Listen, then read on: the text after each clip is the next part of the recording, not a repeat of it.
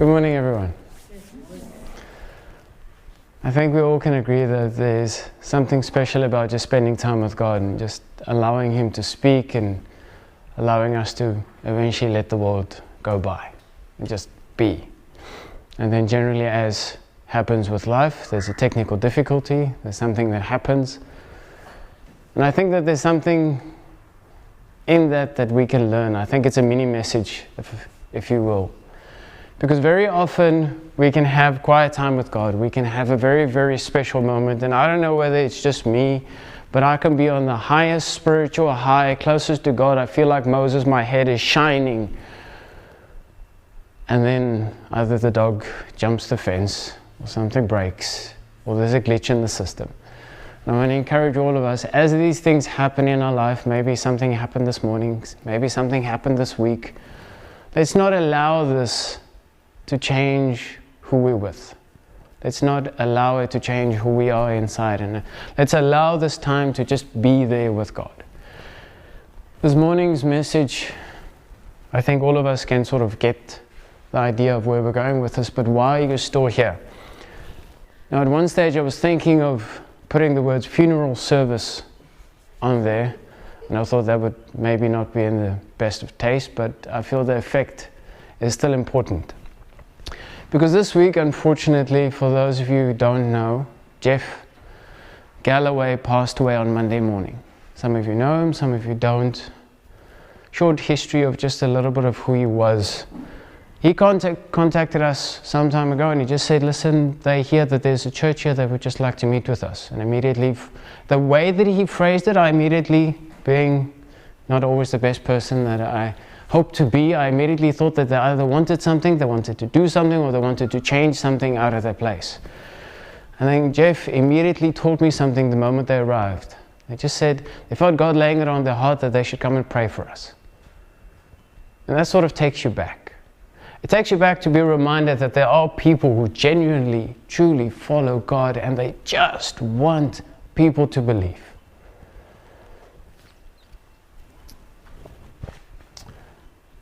There's something about someone so special as he was that reminds us who we are, and by the fact we're still here. And we can be sad that he's moved on. We can realize that he received his upgrade sooner than we did. But very often, most of you might think at one stage or another very much what I thought. I thought, God, I understand and I trust you and I believe you and that's fine.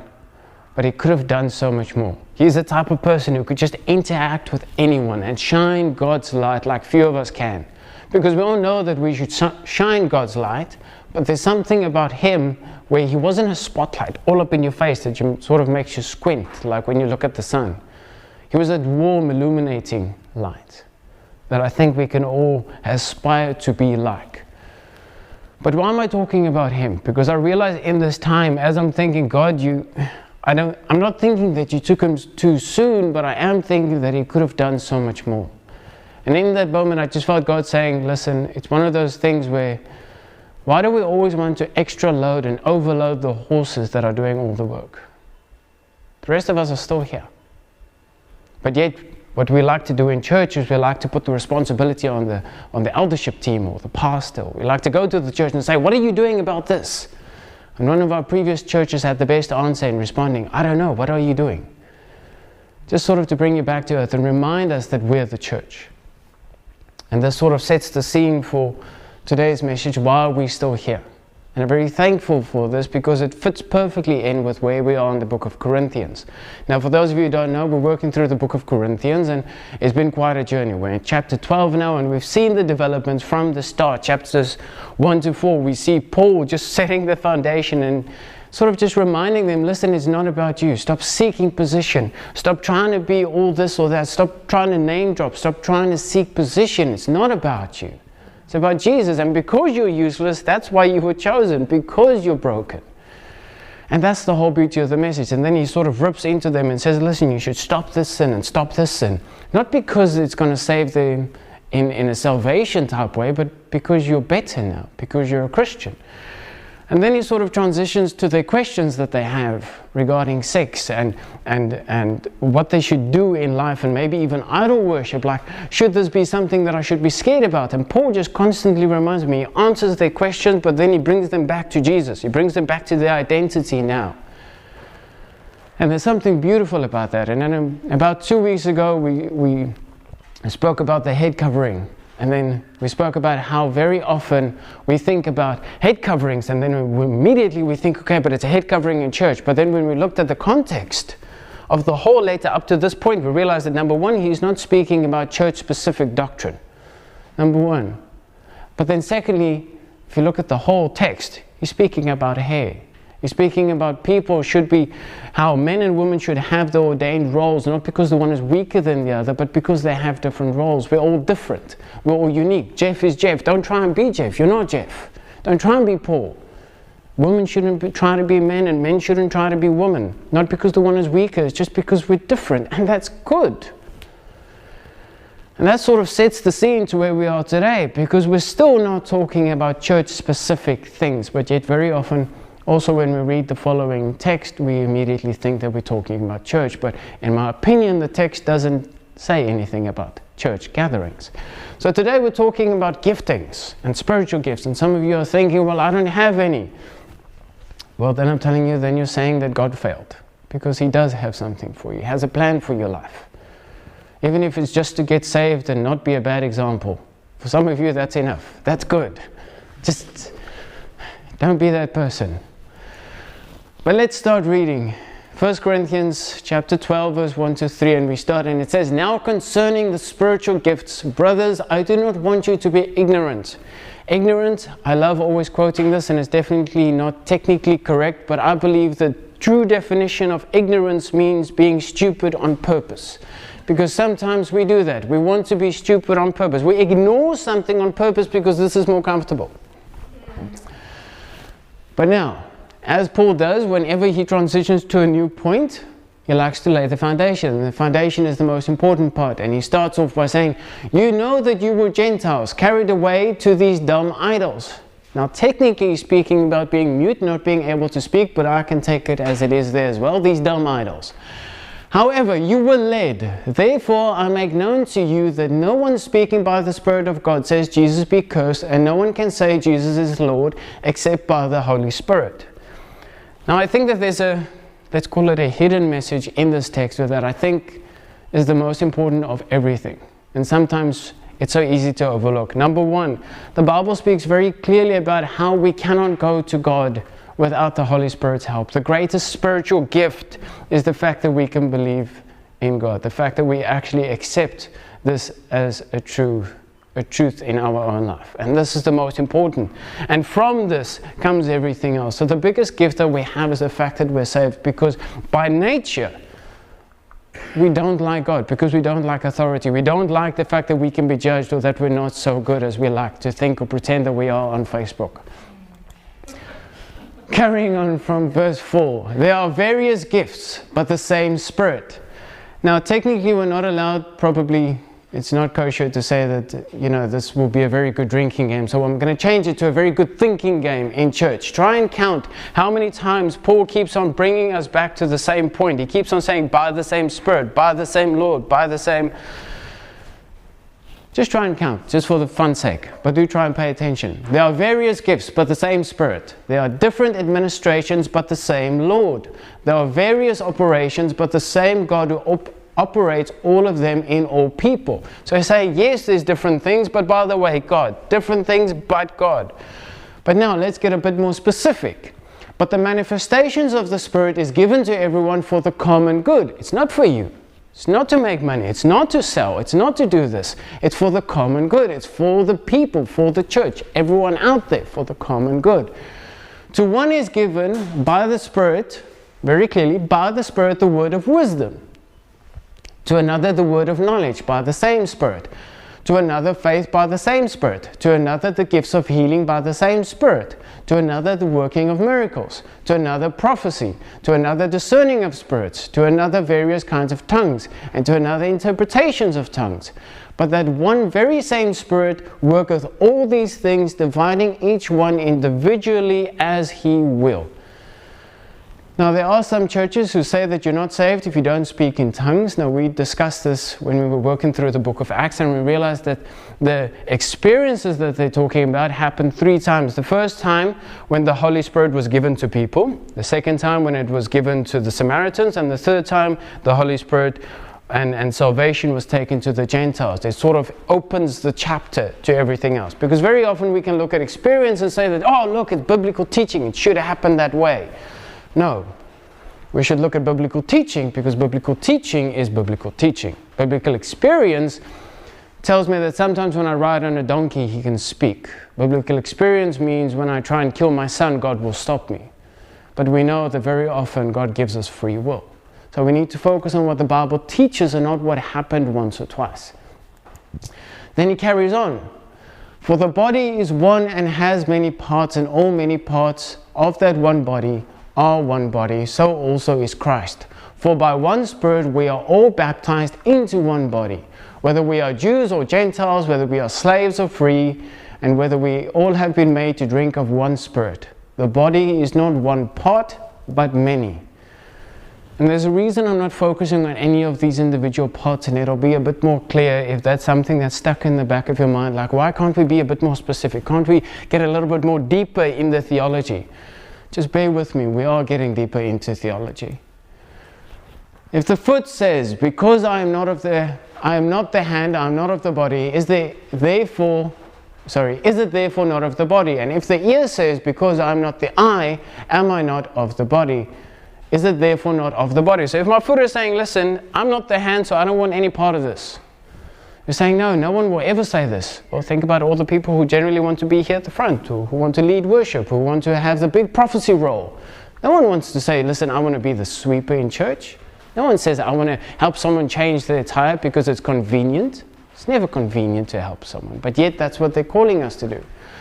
If the whole body were an eye, where would the hearing be? If the whole body were hearing, where would the sense of smell be? But now God has established the parts, every one of them in the body, as it pleased Him. If they were all one part, where would the body be? So there are many parts, yet one body. The eye cannot say to the hand, I have no need of you, nor the head to the feet, I have no need of you.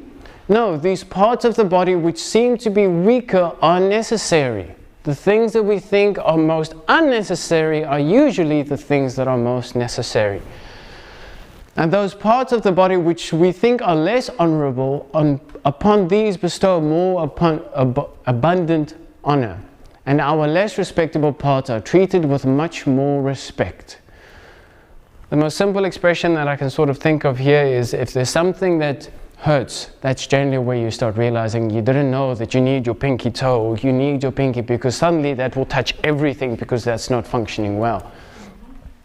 Whereas our respectable parts have no need of this, but God has composed the body. He made you the way that you are, and that's a good thing. Having given more abundant honor to the parts which it lacks, so that there should be no division in the body, but that the parts should have the same care for one another. If one part suffers, all the parts suffers with it. And one part is honored, and all other parts rejoice with it. And the last section, now you are the body of Christ, members individually. God has put these in the church. Now he's speaking about specific roles. First apostles, second prophets, third teachers. After that, miracles, and then gifts of healing, and then the one we all like to ignore, helps. Just people helping. Governments and various tongues. Are all apostles? Implied answer or insinuated answer? No. Are all teachers? No. Are all workers of miracles? No. Do all have the gifts of healing? No. Do all speak in tongues? Implied answer, no. Some churches disagree, that's okay. Do all interpret, but earnestly cover the greatest gifts? Yet I show you a more excellent way. I'm covering this whole text because I feel that God really wants us to focus on one thing. Number one, we are a collective body. We have different roles. We have different responsibilities, and it's good. And yes, it's very, very interesting to start looking at prophecy, and it's very interesting to start looking at healing, and we can have a healing service and we can say, listen, he's got the gift of healing, everybody come in and we heal, and there's a time and a place maybe for that. But today I feel like I want to be Paul in saying, yes, this is the answer, but let's get back to the same spirit, because that's the thing that Paul kept on focusing on. It's not about your knowledge of prophecy. It's not about your knowledge of healing. Remember, this was written before they had a fully composed Bible. All these people had was faith and teaching from someone directly. That's all they had. They didn't buy the next prophecy book or 5 steps to healing. They didn't. They focused on but Jesus and the same Lord and the same Spirit and faith. And Jesus is God Almighty, came down to earth. He died and He rose again, and He gave us the Holy Spirit as a sign of salvation. But now we're still here. And we think about people like Jeff and how quickly things could have gone wrong. For example, for those of you who don't know, Stephen was injured last week. And literally by the grace of one network signal, he was able to phone his wife in time to get him to the hospital, and now he's okay. He's still here. Now we can debate why some people have left us and why some people are still here. It's not our place, because sometimes people go because of bad choices, but sometimes God says, that's fine, come home. It's not our place to discuss, but what is our place to discuss as the church, and not this church, as we saw last week, the church. That church, this church, that church, all these churches. This is where things should come together, because the moment we start looking at specific roles and we isolate things as we like to do with the Bible, we get lost. That specific list that we just looked at now is in 1 Corinthians, the top part there. Apostles, prophets, teachers, miracles. But then also we see in the preceding chapter, we talk about words of wisdom. So these are all spiritual gifts, things that are focused and shared as things that are gifts from the Spirit. But then sometimes they repeat in other places, but then some are left out. Does that mean that it's not so important? I don't think so. All I think it means is that there's no exhaustive list. My favorite is actually Peter. He just makes it very sweet and short. Whoever speaks and whoever does something. Because those are generally the two type of people that we have in church. Those who speak and whoever renders service. You're saying, Johan, that's not a spiritual gift. That's not what it means. Well, let's have a look. 1 Peter 4 verse 10. As everyone has received a gift, even so serve one another. Not specifically in this church, not in this gathering, serve one another with it. As good stewards of the manifold, just the multi-layered grace of God. If anyone speaks, let him speak as the oracle of God. Regardless of whether you're the teacher, the prophet, the guy who welcomes someone, or the person who speaks to someone there. If you open up your mouth, do it as unto God. If anyone serves, let him serve with the strength that God supplies, so that God in all things may be glorified through Jesus Christ, to whom we praise and dominion forever and ever. Amen. That's a much more simpler list. Because I've heard about the 5-fold ministry and the 6-fold and I don't know what else. I believe in the 2-fold ministry. When you're quiet and when you're not. Because if you're not speaking, you should be doing something. That's how we as a church should be. Sometimes we need to know when to be quiet, and sometimes we need to know how to help. Now, I was thinking about this week. Now, for those of you who don't know, I built that table there at the back, and I'm very proud of it, because when I first arrived in Bathurst, I was not able to hold a screwdriver. Literally. But by the grace of God and insufficient funds, we were forced to sort of build some stuff here. That table over there, that's table 101. That was made by a bathroom door. You can still see the vacant sign on the other side. So things do transition with practice. Now, as proud as I can be about my carpentry skills, I feel one of the most distinguishing things that we can learn in church, and this is not biblical, this is just, I feel God-led. We should know when to apply our skills. Because as proud as I can be about my carpentry skills, if I arrive at your house at night, 3 o'clock in the morning, you require sleep. You don't require me to build you something with loud electric tools. Very often, all of you with very loving hearts Ask, listen, can I come set the tables? Or can I come set the chairs? Can I do something else? And we take that and we love that. But for how things function in our house and the randomness by which we set up church during the week, it's not practically possible. We love your heart and we love that you want to help. And sometimes we need to let go, because sometimes we like to hold on to things and try and be the whole body when we're not. But friends, I felt during this week very, very strongly that God wants to remind us that we as the body of Christ is not the body of Christ in this building trying to always find a job for ourselves in the service. God wants us to be the body of Christ out there. Go listen to someone who's crying over Jeff. Go listen to someone who needs your help with groceries. Just be a loving arm. Just be there. Just hold them. Don't speak. Know when to speak and when to be quiet. Because help is very much like an opinion. It's great that you have one. It doesn't mean that you should always share it. Sometimes it's better just to hold things in. Because like I said, very often I've got all the best skills in the world. The amount of times that I've tried to help my dad with a computer and me trying to do stuff that I know was better, and he's like, but I didn't ask for it. I didn't want it. I want things this way because that's how I know how it works. It's not my place to change when it's not. But sometimes we need to realize that it's not about how we do things, it's the when as well. So friends, I really want to encourage us in this week. Pray to God. Take the time. Let Him speak to you about what your spiritual gift is. Go seek someone. I thought about it yesterday morning and I just thought, imagine it just if we were adventurous enough to go to Pick n Pay or the park or just go sit there in the corner and just pray or just walk around smiling at people. Because if there's one thing that we know, if you smile at someone, they smile back. You might make their day, literally. The world has never had so much depression as we have today. The least you can do is literally walk around and smile at people. You don't need to evangelize, but you can make them happy for that day. Maybe they approach you. Because very often I know that I do not look happy. When I'm thinking, I look mislook. I've seen videos where Sophia and I have been traveling and I thought to myself, like, listen, how on earth can you travel with me? I look mislook the whole time. And that's something that I need to work on. But friends, just on a more positive note, I really want to encourage us, let's look for the small things, how we can be the body of Christ. Let's forget about trying to decipher our prophecy or this or this, that. They didn't have a manual. When Peter healed the lame person, the guy who couldn't walk, the Spirit led him to do it and he did it. Why? Because he was like this with Jesus. He was close. That's how he was able to do it. That's all that we need.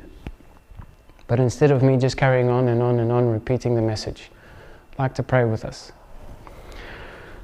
Dear Lord Jesus, I want to thank you for this morning. I want to thank you for the time that we can be here together, Lord. I want to thank you that you chose us and you gifted us with the knowledge of you, Lord. Thank you that you saved us when we don't deserve it. Thank you that you're a good Father. Remind us to smile. Remind us to be there for someone who needs it. Remind us that most often it's not convenient and it's not fun, but that's not what you asked us, Lord. You asked us to do it. We know when you were hanging on the cross, you weren't thinking whether this was comfortable or not. You weren't thinking, is Johan going to do this or is he going to do that? You were forgiving people, Lord. You were forgiving those who crucified you, Lord. Help us have that same grace, Lord. Help us forgive those who wrong us. Help us give extra chances. Help us seek you, Lord, in our daily life. And not just on a Sunday for this 1 hour that we can do something to make us feel special, Lord. Help us seek you and be your body in this world, Lord. Amen.